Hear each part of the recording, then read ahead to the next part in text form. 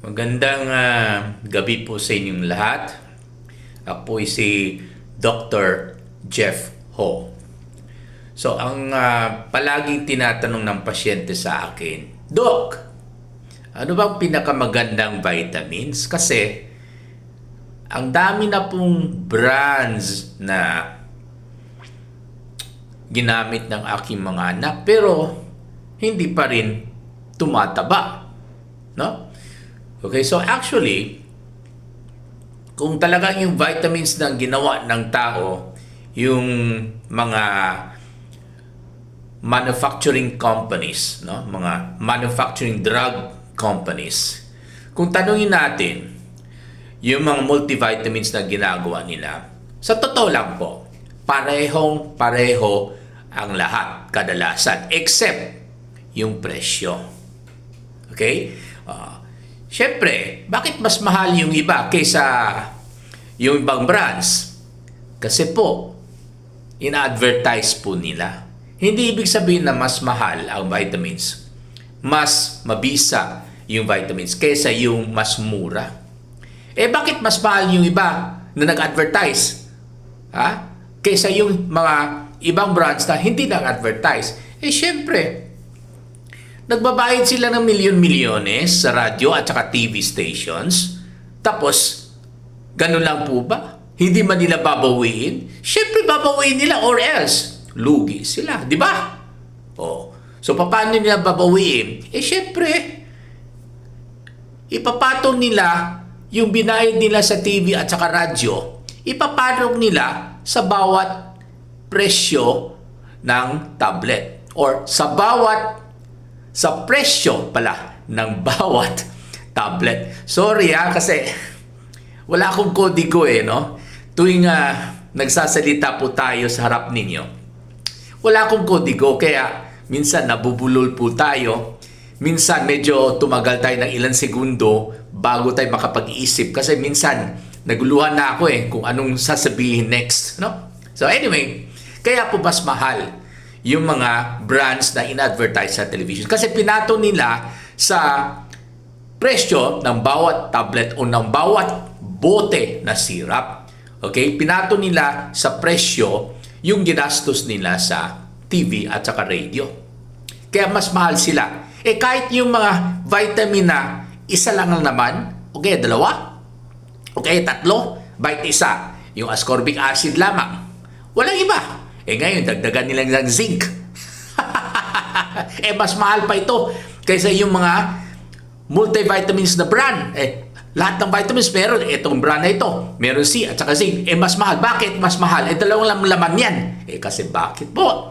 Kasi nagbabayad sila ng advertisement yung iba, tatlong vitamins. B1, or rather B1, B6, and B12. Tatlo lang. At napakamahal, 25, 30. Kaysa naman itong multivitamins may B1, 6, 12. Pero meron siyang B2, B5, B11. Meron pa rin siyang A, C, D, E. May minerals pa, iron, calcium. Mas mura kaysa itong B1, 6, 12. Mas mahal sila. Sobra kasi nagbabayad sila ng milyon-milyones. Okay? So, kung tutusin lang, pareho lang yan sila basta multivitamins. Huwag kayong bumili ng mga vitamins na ang laman ay C lang, okay, vitamin C and zinc lang, okay, B1, 6, 12 lang, mas mahal pa. At saka hindi totoo na ang immunity ay trabaho lang vitamin C at saka zinc. Hindi po yan totoo.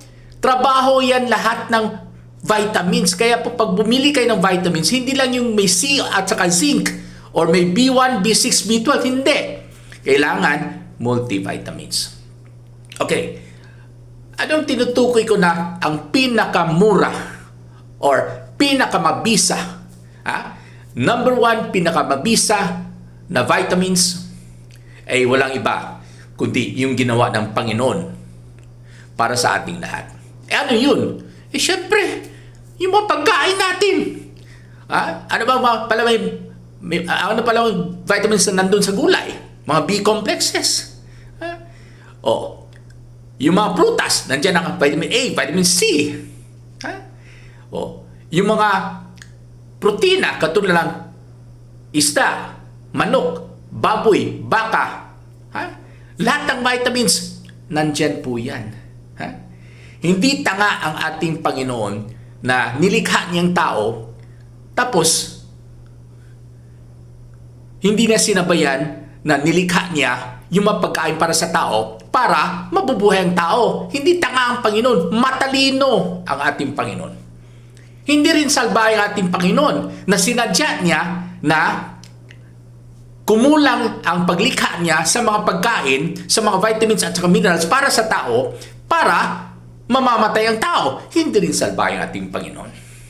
Kaya po, pag sapat na po yung pagkain natin, 3 times a day, agahan, tanghali, hapunan, nandyan na po yung mga protina, katulad ng isda, or manok, or baboy, or baka, nandyan na po yung mga gulay, nandyan na po yung mga prutas, sapat na po yan. Nandyan na po lahat ng vitamins na kailangan ng katawan po natin. Okay? So, yun po ang dapat hanapin natin. Yung ginawa ng Panginoon na kumpleto na, hindi yung ginawa ng mga tao na mas mahal, no? Mas delikado. Ano yun? Longganisa, hamburger, hotdog, madilata na karne, luncheon meat, Vienna sausage, corned beef flow.